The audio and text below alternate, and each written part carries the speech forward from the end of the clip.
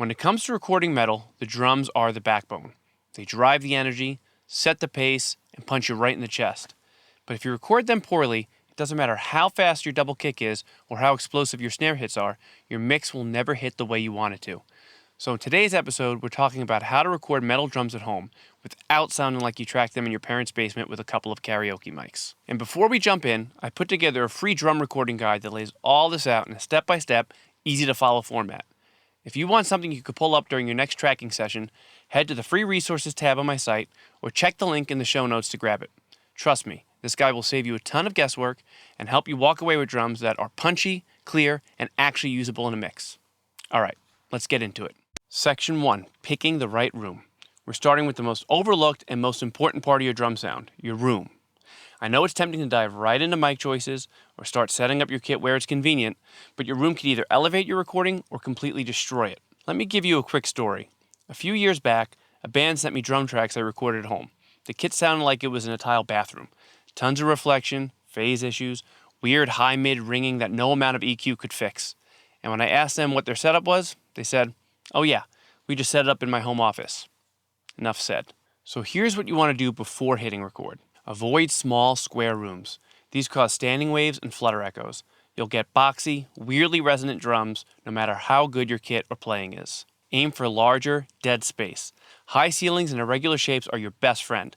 If you're limited to a small room, focus on controlling the reflections. That means rugs on the floor, blankets on the walls, and some makeshift gobos if you can. Absorb, don't reflect. Foam alone won't cut it. You need real absorption, thick materials that eat those early reflections before they hit your mics. And this is simple but powerful. Do the clap test.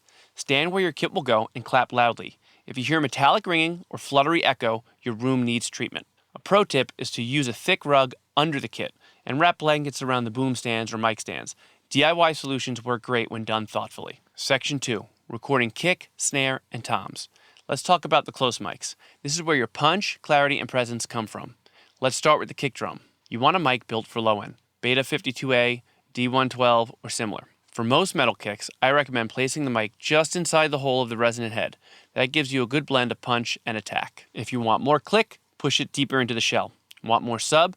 Throw a second mic outside the kick, a few inches from the resonant head. That'll give you low end weight, but remember, more mics equals more phase problems to solve, so check them carefully. Now onto the snare.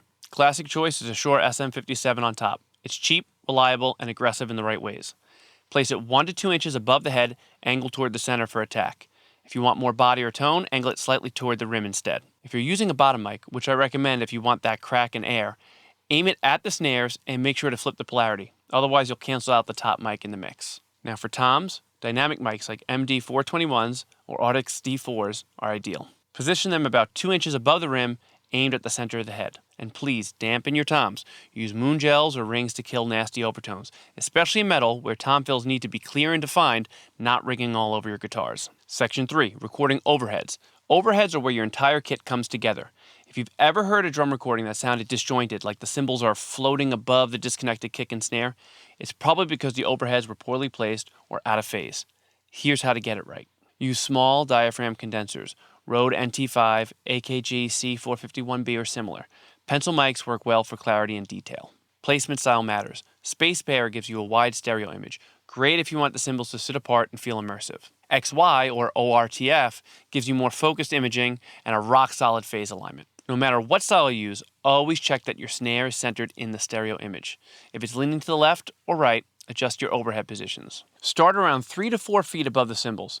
Too close and you'll get harshness. Too far and you'll lose impact. Tweak based on the tone of your room. One pro tip is to take a tape measure and measure the snare to each overhead mic. This keeps your snare in phase and helps the whole kit sound cohesive. Section 4, recording room mics. Room mics are what make the kit sound huge. Without them, you're missing out on depth, space, and realism. And in modern metal, that ambient glue is a huge part of what makes metal drum mixes hit hard.